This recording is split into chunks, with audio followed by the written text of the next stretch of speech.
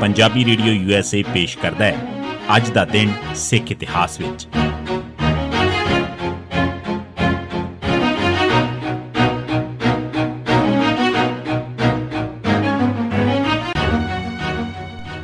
ਸਿੱਖ ਇਤਿਹਾਸ ਦੀਆਂ ਘਟਨਾਵਾਂ 'ਚ 8 ਅਗਸਤ ਦਾ ਦਿਨ।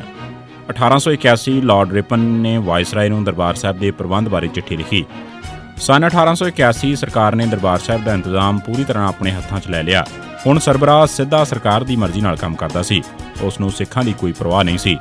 ਉਹਨਾਂ ਦਿਨਾਂ 'ਚ ਸਿੰਘ ਸਭਾ ਲਹਿਰ ਸ਼ੁਰੂ ਹੋ ਚੁੱਕੀ ਸੀ। ਸਿੱਖ ਆਗੂਆਂ ਨੇ ਸਰਕਾਰ ਨੂੰ ਪਹੁੰਚ ਕਰਕੇ ਗੁਰਦੁਆਰਿਆਂ ਦਾ ਇੰਤਜ਼ਾਮ ਠੀਕ ਕਰਨ ਵਾਸਤੇ ਇੱਕ ਕਮੇਟੀ ਬਣਾਉਣ ਵਾਸਤੇ ਆਖਿਆ। ਪੰਜਾਬ ਦੇ ਲੈਫਟੀਨੈਂਟ ਗਵਰਨਰ ਨੂੰ ਕੁਝ ਸਿੱਖ ਰਾਜੇ ਅਤੇ ਸਿੱਖ ਆਗੂ ਵੀ ਮਿਲੇ। ਗੱਲ ਭਾਰਤ ਦੇ ਵਾਇਸਰਾਏ ਲਾਰਡ ਰਿਪਨ ਤੱਕ ਵੀ ਪਹੁੰਚੀ। ਇਸ ਤੇ ਪੰਜਾਬ ਦੇ ਲੈਫਟੀਨੈਂਟ ਗਵਰਨਰ R.E. ਰਿਜਰਟਨ ਨੇ ਵਾਇਸਰਾਏ ਨੂੰ ਇੱਕ ਚਿੱਠੀ ਲਿਖ ਕੇ ਖਬਰਦਾਰ ਕੀਤਾ, ਜਿਸ ਵਿੱਚ ਲਿਖਿਆ ਗਿਆ ਸੀ ਕਿ ਮੇਰਾ ਖਿਆਲ ਹੈ ਕਿ ਸਿੱਖ ਗੁਰਦੁਆਰਿਆਂ ਦਾ ਇੰਤਜ਼ਾਮ ਇੱਕ ਅਜਿਹੀ ਕਮੇਟੀ ਜੋ ਸਰਕਾਰੀ ਕੰਟਰੋਲ ਤੋਂ ਆਜ਼ਾਦ ਹੋਵੇ ਦੇ ਹੱਥ 'ਚ ਦੇਣਾ ਸਿਆਸੀ ਪੱਖ ਤੋਂ ਖਤਰਨਾਕ ਹੋਵੇਗਾ ਤੇ ਮੈਂ ਉਮੀਦ ਕਰਦਾ ਕਿ ਜਨਾਬ ਅਜਿਹੇ ਹੁਕਮ ਜਾਰੀ ਕਰਵਾਉਣ 'ਚ ਮਦਦਗਾਰ ਹੋਣਗੇ ਜਿਸ ਨਾਲ ਪਿਛਲੇ 30 ਸਾਲ ਤੋਂ ਕਾਮਯਾਬੀ ਨਾਲ ਚੱਲਦਾ ਇੰਤਜ਼ਾਮ ਜਾਰੀ ਰਹੇ। ਅੰਗਰੇਜ਼ ਸਰਕਾਰ ਇਹ ਕਦੇ ਵੀ ਨਹੀਂ ਸੀ ਚਾਹੁੰਦੀ ਕਿ ਗੁਰਦੁਆਰਿਆਂ ਦਾ ਇੰਤਜ਼ਾਮ ਸਿੱਖਾਂ ਦੇ ਹੱਥਾਂ 'ਚ ਚਲਾ ਜਾਵੇ। ਗੁਰਦੁਆਰਿਆਂ ਦੇ ਇੰਤਜ਼ਾਮ ਵਾਸਤੇ ਇੱਕ ਕਮੇਟੀ ਬਣਨ ਨਾਲ ਸਿੱਖਾਂ ਵਾਸਤੇ ਇੱਕ ਪਲੇਟਫਾਰਮ, ਇੱਕ ਜਮਾਤ, ਇੱਕ ਇਤਿਹਾਦ ਤੇ ਇੱਕ ਤਾਕਤ ਬਣ ਜਾਣੀ ਸੀ। 1898 ਰਾਜਾ ਬਿਕਰਮਾ ਸਿੰਘ ਫਰੀਦਕੋਟ ਦੀ ਮੌਤ। 1880 'ਚ ਖਾਲਸਾ ਦੀਵਾਨ ਅੰਮ੍ਰਿਤਸਰ ਤੇ ਖਾਲਸਾ ਦੀਵਾਨ ਲਾਹੌਰ ਨੂੰ ਇਕੱਠਿਆਂ ਕਰਕੇ ਇੱਕ ਜਨਰਲ ਸਭਾ ਕਾਇਮ ਕਰ ਦਿੱਤੀ ਗਈ। ਭਾਵੇਂ ਬਹੁਤ ਸਾਰੇ ਸਰਕਰਦਾ ਸਿੱਖ ਇਹਨਾਂ ਨਾਲ ਸੰਬੰਧਿਤ ਹੋ ਚੁੱਕੇ ਸਨ, ਪਰ ਜਵਾਹਰ ਸਿੰਘ ਕਪੂਰ, ਡਾਕਟਰ ਜੈ ਸਿੰਘ, ਮੇਹਰ ਸਿੰਘ ਚਾਵਲਾ ਵੱਖਰਿਆਂ ਆਪਣੇ ਤੌਰ ਤੇ ਵੀ ਨਿਗਰ ਕੋਲ ਅਦਾ ਕਰ ਰਹੇ ਸਨ। ਪੈਸੇ ਵਾਸਤੇ ਰਾਜਾ ਬਿਕਰਮਾ ਸਿੰਘ ਫਰੀਦਕੋਟ, ਕੰਵਰ ਬਿਕਰਮ ਸਿੰਘ ਕਪੂਰਥਲਾ, ਉਦੋਂ ਵਾਸੀ ਜਲੰਧਰ ਤੇ ਕੁਝ ਹੋਰ ਸਿੱਖ ਹਿੱਸਾ ਪਾਉਂਦੇ ਰਹਿੰਦੇ ਸਨ। ਪਰ ਇਸ ਮਾਹੌਲ 'ਚ ਖੇਮ ਸਿੰਘ ਬੇਦੀ ਸਭ ਤੋਂ ਵੱਧ ਨਿੱਜੀ ਫਾਇਦਾ ਉਠਾਉਣ ਦੀ ਕੋਸ਼ਿਸ਼ ਕਰਦਾ ਰਹਿੰਦਾ ਸੀ। ਪ੍ਰੋਫੈਸਰ ਗੁਰਮੁਖ ਸਿੰਘ ਵਿਰੁੱਧ ਅਖੌਤੀ ਹੁਕਮਨਾਮਾ ਜਾਰੀ ਕਰਵਾਉਣ 'ਚ ਬਿਕਰਮਾ ਸਿੰਘ ਦਾ ਹੱਥ ਵੀ ਸੀ, ਪਰ ਰਾਜੇ ਬਿਕਰਮਾ ਸਿੰਘ ਦਾ ਇੱਕ ਜਮਾ ਪੱਖੀ ਐਕਸ਼ਨ ਵੀ ਸੀ। ਜਦ ਦਰਬਾਰ ਸਾਹਿਬ 'ਚ ਬਿਜਲੀ ਲਾਉਣ ਸੰਬੰਧੀ 2 ਰਾਵਾਂ ਬਣ ਗਈਆਂ ਤਾਂ ਅੰਮ੍ਰਿਤਸਰ ਧੜਾ ਬਿਜਲੀ ਦੇ ਹੱਕ 'ਚ ਸੀ। ਰਾਜੇ ਨੇ ਇਸ ਮਕਸਦ ਵਾਸਤੇ ਰਾਣੀ ਵਿਕਟੋਰੀਆ ਦੀ ਜੁਬਲੀ ਦੇ ਨਾਂ ਤੇ 25,000 ਰੁਪਏ ਦੇਣ ਦਾ ਵੀ ਐਲਾਨ ਕਰ ਦਿੱਤਾ, ਜਿਸ ਨਾਲ ਦਰਬਾਰ ਸਾਹਿਬ 'ਚ ਬਿਜਲੀ ਲਾਈ ਗਈ। 8 ਅਗਸਤ 1898 ਦੇ ਦਿਨ ਰਾਜਾ ਬਿਕਰਮਾ ਸਿੰਘ ਦੀ ਮੌਤ ਹੋ ਗਈ। 1922 ਗੁਰੂ ਕਾ ਬਾਗ ਮੋਰਚਾ ਸ਼ੁਰੂ ਹੋਇਆ।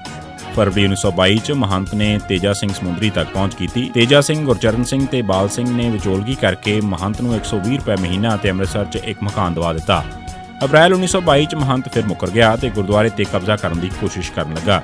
3 ਮਹੀਨੇ ਇੰਝ ਹੀ ਲੰਘ ਗਏ। ਇਸ ਦੌਰਾਨ ਸਰਕਾਰ ਅਤੇ ਅਕਾਲੀਆਂ ਵਿਚਕਾਰ ਗੁਰਦੁਆਰਾ ਬਿੱਲ ਸੰਬੰਧੀ ਸਮਝੌਤੇ ਦੀ ਗੱਲਬਾਤ ਫੇਲ ਹੋ ਗਈ। ਸਰਕਾਰ ਨੇ ਸਿੱਖਾਂ ਨੂੰ ਦਬਾਉਣ ਲਈ ਦਹਿਸ਼ਤ ਦਾ ਨਵਾਂ ਦੌਰ ਸ਼ੁਰੂ ਕਰਨ ਦਾ ਫੈਸਲਾ ਕੀਤਾ। ਗੁਰਦੁਆਰਾ ਗੁਰੂ ਕਾ ਬਾਗ ਦੇ ਲੰਗਰ ਵਾਸਤੇ ਬਾਲਣ ਦੀ ਲੱਕੜ ਗੁਰਦੁਆਰੇ ਦੀ ਜ਼ਮੀਨ 'ਚ ਖੜੇ ਕਿੱਕਰ ਦੇ ਦਰਖਤਾਂ ਤੋਂ ਲਿਆਂਦੀ ਜਾਂਦੀ ਸੀ। 8 ਅਗਸਤ 1922 ਦੇ ਦਿਨ 5 ਅਕਾਲੀ ਲੰਗਰ ਵਾਸਤੇ ਇੱਕ ਸੁੱਕੇ ਕਿੱਕਰ ਦੀ ਲੱਕੜ ਕੱਟ ਕੇ ਲਿਆਏ। ਉਹਨਾਂ ਨੂੰ 9 ਅਗਸਤ ਦੇ ਦਿਨ ਡੈਨਟ ਯਾਨੀ DC ਦੇ ਹੁਕਮਾਂ ਹੇਠ ਗ੍ਰਿਫਤਾਰ ਕਰ ਲਿਆ ਗਿਆ। 8 ਅਗਸਤ 1999 ਦੇ ਦਿਨ ਪੁਲਿਸ ਨੇ ਦਾਰਾ ਸਿੰਘ ਵਾਸੀ ਵੈਰੋਵਾਲ ਨੂੰ ਇੱਕ ਨਕਲੀ ਮੁਕਾਬਲੇ 'ਚ ਸ਼ਹੀਦ ਕੀਤਾ। 1992 ਦੇ ਦਿਨ ਪੁਲਿਸ ਨੇ ਸੁਖਪਾਲ ਸਿੰਘ ਪਾਲਾ ਵਾਸੀ ਜਗਾਰਾਮ ਤੀਰਥ ਦਮਦਮਾ, ਬਲਦੀਪ ਸਿੰਘ ਫੂਲ, ਗੁਰਮੁਖ ਸਿੰਘ ਦੇਵੀਦਾਸਪੁਰ ਅੰਮ੍ਰਿਤਸਰ, ਮਨਜੀਤ ਸਿੰਘ ਬਿੱਟੂ ਛੇਟਾ, ਪਰਮਿੰਦਰ ਸਿੰਘ ਲਾਡੀ ਨਸ਼ਹਿਰਾ ਪੰਨੂਆ, ਕੁਲਵਿੰਦਰ ਸਿੰਘ ਫੌਜੀ, ਸਰਬਜੀਤ ਸਿੰਘ ਸਾਬਾ, ਕੁਲਵੰਤ ਸਿੰਘ, ਹਰਮੇਸ਼ ਸਿੰਘ ਉਰਫ ਮਹੇਸ਼ ਵਾਸੀ ਲਹਿਰਾ ਨੂੰ ਨਕਲੀ ਮੁਕਾਬਲੇ 'ਚ ਸ਼ਹੀਦ ਕੀਤਾ। 1992 ਗੁਰਜੰਟ ਸਿੰਘ ਬੁੱਧ ਸਿੰਘ ਵਾਲਾ ਸੰਬੰਧੀ ਸਮਾਗਮ, ਪਿੰਡ ਦੁਆਲੇ 20 ਕਿਲੋਮੀਟਰ ਤੱਕ ਪੁਲਿਸ ਦਾ ਘੇਰਾ, 4 ਕਿਲੋਮੀਟਰ ਤੱਕ ਕਰਫਿਊ ਲਾਇਆ ਗਿਆ। 29-30 ਜੁਲਾਈ ਦੀ ਰਾਤ ਨੂੰ ਮਾਡਲ ਟਾਊਨ ਐਕਸਟੈਂਸ਼ਨ ਲੁਧਿਆਣਾ 'ਚ ਕੌਰ ਸਿੰਘ ਦੇ ਘਰ ਤੇ ਹਮਲਾ ਕਰਕੇ ਖਾਲਿਸਤਾਨ ਲਿਬਰੇਸ਼ਨ ਫੋਰਸ ਦੇ ਜਨਰਲ ਗੁਰਜੰਟ ਸਿੰਘ ਬੁੱਧ ਸਿੰਘ ਵਾਲਾ ਨੂੰ ਕਤਲ ਕਰ ਦਿੱਤਾ ਗਿਆ ਸੀ। 8 ਅਗਸਤ ਨੂੰ ਉਸ ਸੰਬੰਧੀ ਰੱਖੇ ਪਾਠ ਦੇ ਭੋਗ ਦੇ ਦਿਨ ਪਿੰਡ ਬੁੱਧ ਸਿੰਘ ਵਾਲਾ ਦੇ ਦੁਆਲੇ 20 ਕਿਲੋਮੀਟਰ ਤੱਕ ਨਾਕੇ ਲਾ ਕੇ ਲੋਕ ਪਿੰਡ ਜਾਣੋਂ ਰੋਕ ਦਿੱਤੇ ਗਏ ਤੇ ਬੁੱਧ ਸਿੰਘ ਵਾਲਾ ਪਿੰਡ ਦੇ ਆਲੇ ਦੁਆਲੇ 4 ਕਿਲੋਮੀਟਰ ਤੱਕ ਆਣੇ-ਲਾਨਿਆਂ ਕਰਫਿਊ ਲਾ ਦਿੱਤਾ ਗਿਆ। ਇਹ ਸੀ ਸਿੱਖ ਇਤਿਹਾਸ ਦੀਆਂ ਘਟਨਾਵਾਂ 'ਚ 8 ਅਗਸਤ ਦਾ ਦਿਨ। ਸੁਣਦੇ ਰਹੋ ਪੰਜਾਬੀ ਰੇਡੀਓ USA।